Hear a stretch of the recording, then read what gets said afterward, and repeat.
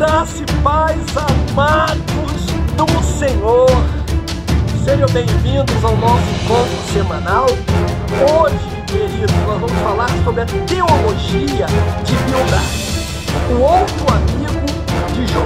E para ele, na mente dele, no coraçãozinho dele, ele acreditava de verdade que se há sofrimento, há pecado oculto. Cara, eu quero confessar uma coisa, eu já fui assim, eu já pensei dessa forma.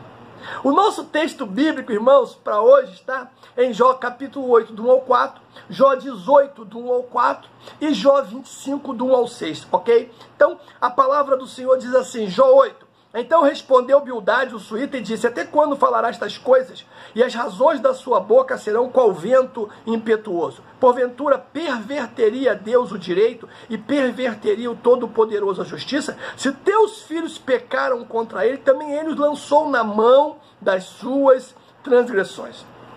Pula aí Jó 18, do 1 ao 4, diz: então respondeu Bildade, o suíta, e disse: até quando usareis artifícios em vez de palavras? Considerai bem, e então falaremos, porque somos tratados como animais, como imundo aos vossos olhos. Ó tu, que despedaças a tua alma na tua ira, será a terra deixada por tua causa? Remover-se-ão as rochas do seu lugar?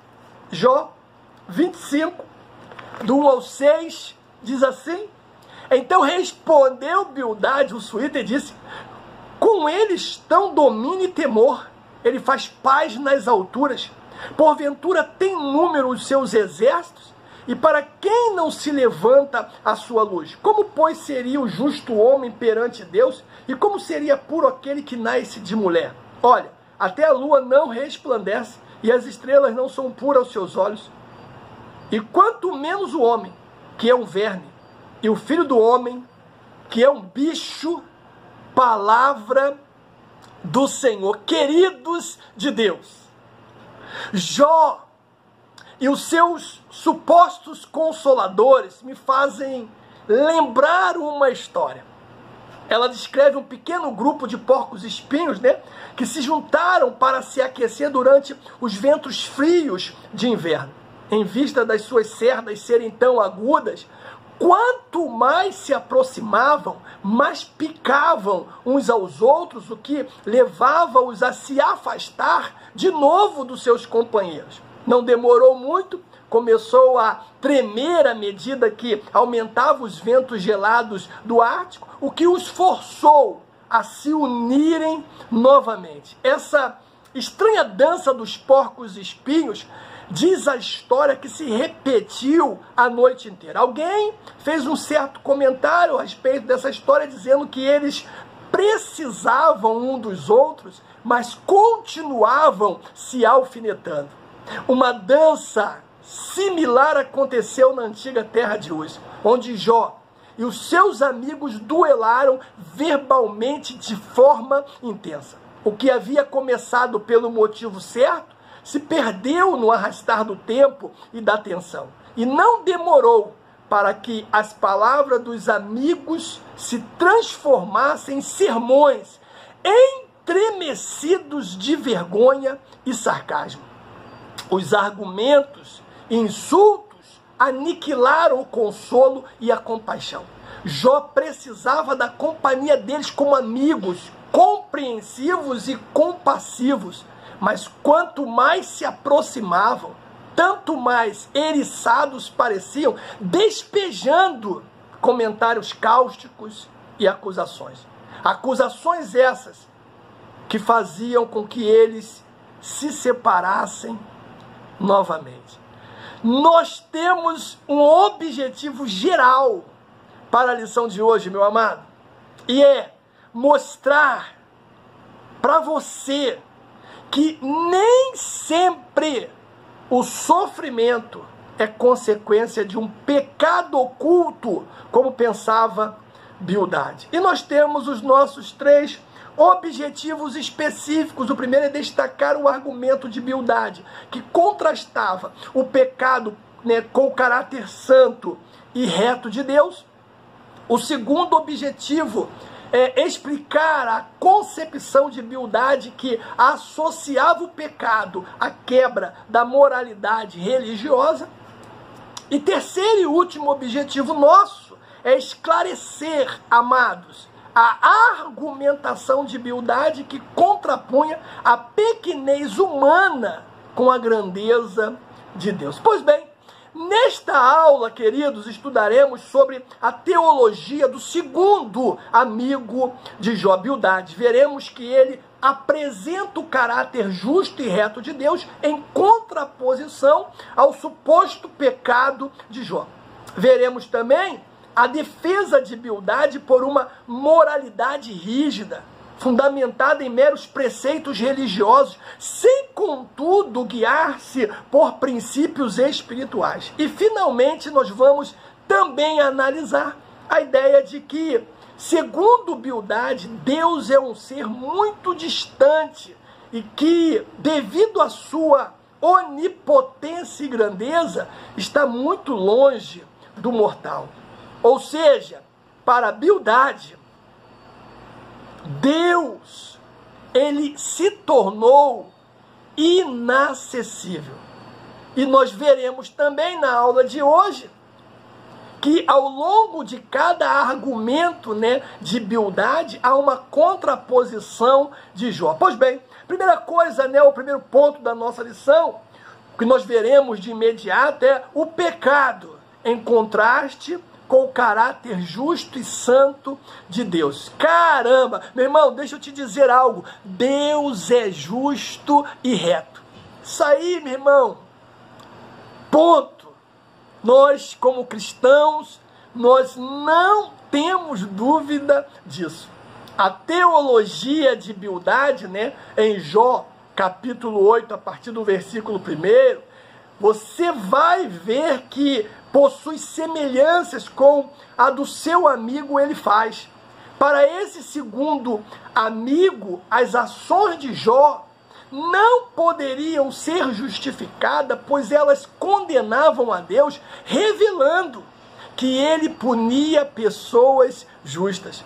Por outro lado, como Deus não era injusto, então Jó deveria reconhecer o seu pecado, pois ele estava sendo terrivelmente afligido. Assim, amados, a teologia de Bildade pode ser classificada em duas esferas, a dos maus e dos bons. Por exemplo, Bildade assevera que os filhos de Jó foram mortos porque eram maus.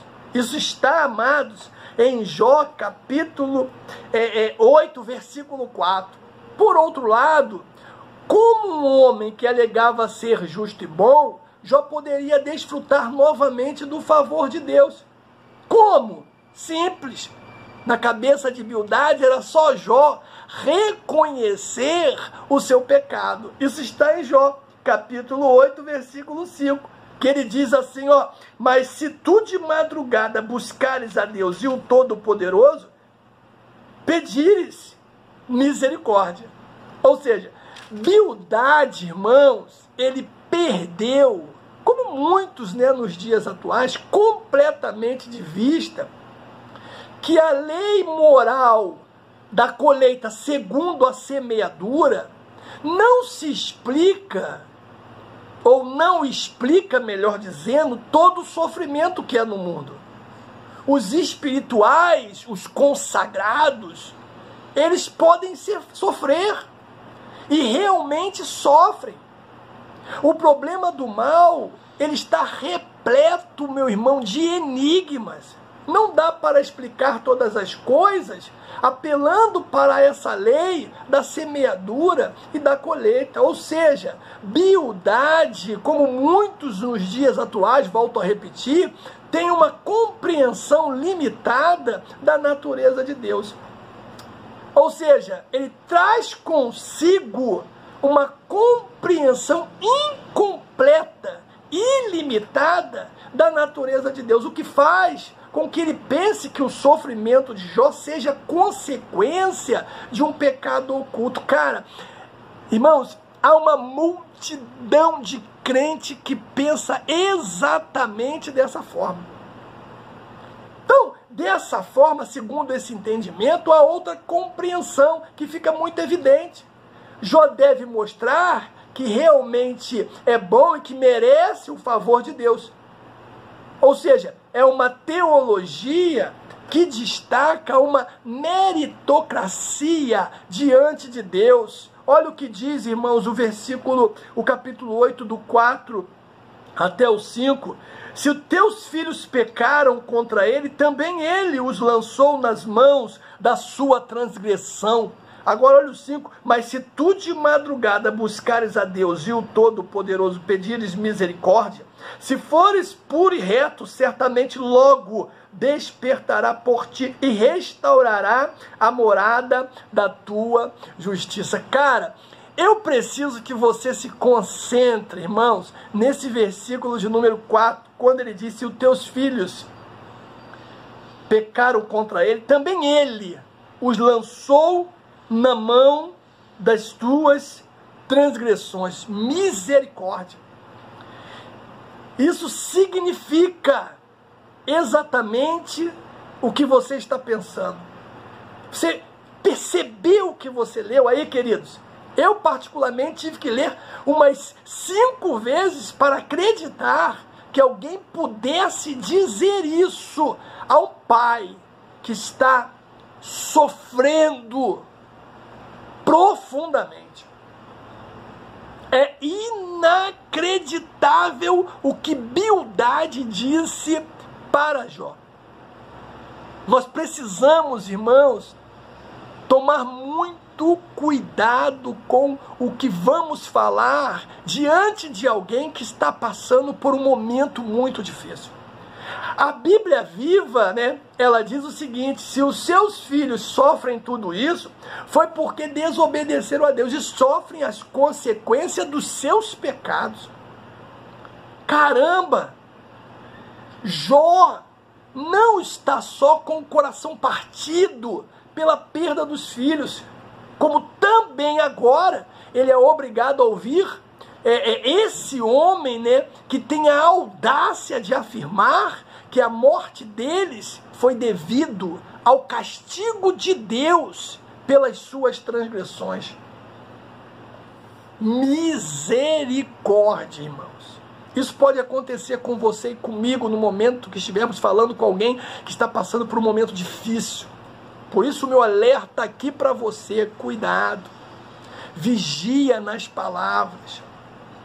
Tenha empatia, tenha simpatia pelas pessoas, no nome de Jesus. E eu, irmãos, vou ser, assim, penosamente franco. Eu fico surpreso ao ver que Jó, diante dessa fala de Bildade, não acertou em encher um soco no nariz de Bildade. Conheço um amigo, né, que disse, no momento que a gente estava conversando sobre esse texto aqui, esse capítulo 8 aqui, quando eu falei sobre o que Bildade disse para Jó, caramba, ele ficou enfurecido demais. Muito enfurecido. Ele disse: ainda bem que este livro tem o título de Jó, né? E não de Moisés, que é o nome do amigo. Ele disse: se esse versículo fosse Moisés capítulo 8, versículo 4, Wagner, certamente você não leria o que acabou de ler. Ou seja, ele estava dizendo para mim que Jó ia entrar na surra, meu irmão. Jó ia apanhar, que ele não ia deixar barato. Mas o que me chama a atenção, e essa é a lição que fica: Jó tem sido meu mentor. Jó tem sido meu mentor. O que me chama a atenção é que, diante de tudo isso, Jó permanece em silêncio. Eles estão golpeando Jó, como se golpeia o saco de areia. Eles estão atirando repetidamente contra Jó, queima-roupa, toda hora. Um soco atrás do outro, uma piada atrás da outra. E Jó ele aceita que o cara continue atirando. Isso é fantástico, meu irmão. Isso é maravilhoso. Que exemplo, meu irmão. É assim que nós temos que nos comportar diante, irmãos, do sarcasmo, diante das piadinhas, sabe? Diante das indiretas. É assim, silencia o rádio e deixa o cara atirar, deixa ele fazer o que ele acha que deve e você fica quieto, tranquilo. E para piorar as coisas, Bildade, irmãos, ele fala em nome de Deus, como muitos profetas nos dias atuais. O sermão pseudo-piedoso, ele vai continuar, é só você continuar lendo aí a partir do versículo 5 em diante.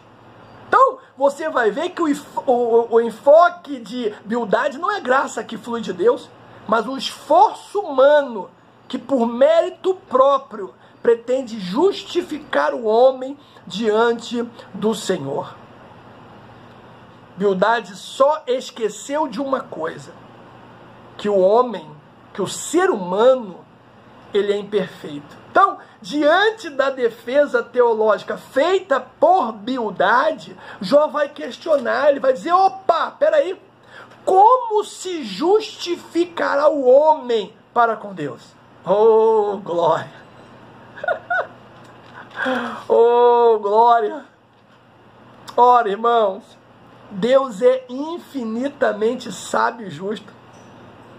Jó está consciente de que nenhuma perfeição humana o habilitará a aproximar-se de Deus. E dessa forma, a autopurificação não passava, na verdade, de presunção. Ah, meu Deus, irmão, cuidado, cuidado para que essa autopurificação não seja apenas presunção. É só você olhar aí, 9, Jó 9, o 30 e o 31, diz: ainda que me lave como água de neve e purifique as minhas mãos com sabão, mesmo assim me submergirás no fosso e as minhas próprias vestes me abominarão. Então veja que a linguagem é poética, mas ele afirma de maneira objetiva a doutrina da santidade de Deus e a pecaminosidade humana, ou seja, Deus é santo e Jó, pecador. Deus é santo, meu irmão, e nós, pecadores. Porém, né, entretanto, essa não era a questão para Jó, amados. O grande questionamento dele poderia ser feito da seguinte forma: é verdade que onde há sofrimento há pecadores? Os amigos deles responderiam com certeza assim, sim. E ele daria um retumbante, não sabe por quê, amados? Deus havia testemunhado acerca da integridade e da justiça de Jó. Nós não podemos esquecer disso. Capítulo 1, do versículo 1 ao versículo 5. Deus dá o testemunho de Jó da sua integridade. Então isso deixa claro que nem sempre o sofrimento é fruto de uma imperfeição moral ou resultado de um pecado pessoal. Você ouviu o que eu disse? Vou repetir.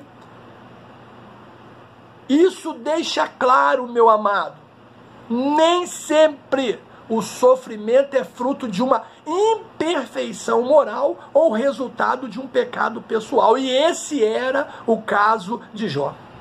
Outra coisa que nós vamos ver na nossa lição de hoje é o pecado visto como quebra da moralidade tradicional, ou seja, o moralismo por tradição.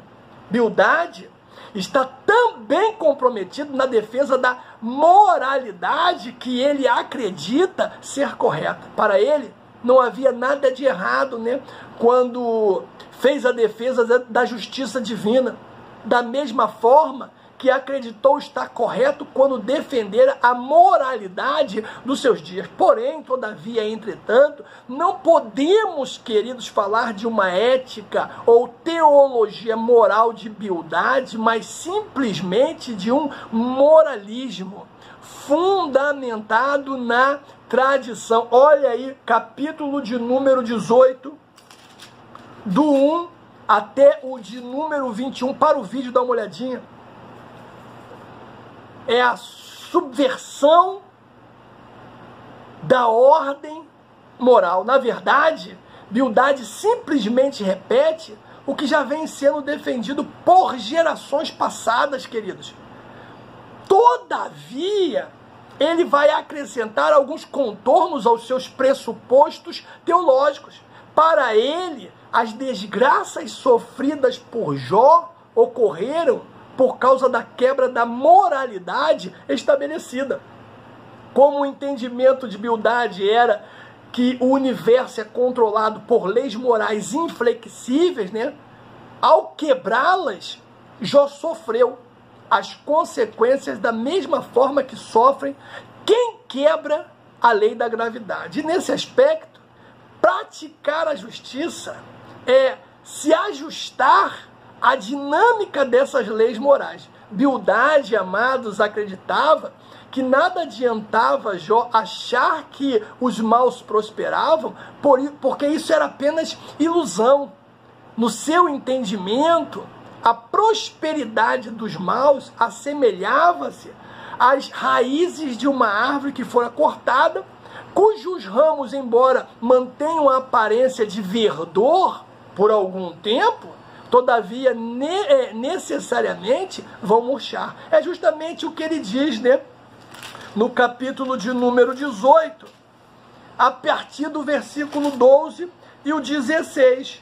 18, 12 e 16. O seu poder será faminto e a destruição está pronta ao seu lado. Ela devorará os membros do seu corpo, assim o primogênito da morte devorará os seus membros. E ele continua até o 16. Será arrancado da sua tenda onde está confiado e será levado ao rei dos terrores. Morará na sua tenda aquele que nada lhe era. Espalhar-se-á enxofre sobre a sua habitação. Por baixo se secarão as suas raízes e por cima serão cortadas os seus ramos. Opa! Que coisa! Caramba, irmãos! Então, ao não reconhecer isso, Jó estaria tentando, na verdade, subverter a ordem moral da colheita. Ah, meu irmão, aí quando chega no capítulo de número 19, meu Deus do céu, irmãos, que capítulo maravilhoso, porque ele é dedicado à defesa de Jó. É inegável que Jó sabia que Deus atua em um mundo, né, ou em um universo moral, e que tudo o que acontece está sob o seu controle. Jó sabe disso perfeitamente. Jó estava convicto de que não havia quebrado nenhuma lei moral, sendo, portanto, inocente, e que o seu sofrimento não teria razões aparentes. Mas, diante das acusações dos amigos, ele está disposto a abandonar toda tentativa de se justificar ou auto-justificar. É isso que acontece em Jó capítulo 19, a partir do versículo 21. Compadecer-ia-vos de mim, amigos meus, compadecer-ia-vos de mim, porque a mão de Deus me tocou. Porque me persegues assim como Deus é da minha carne, vós não fartais. Olha aí, ele quer abandonar toda a instância humana e apelar, né, para um quê?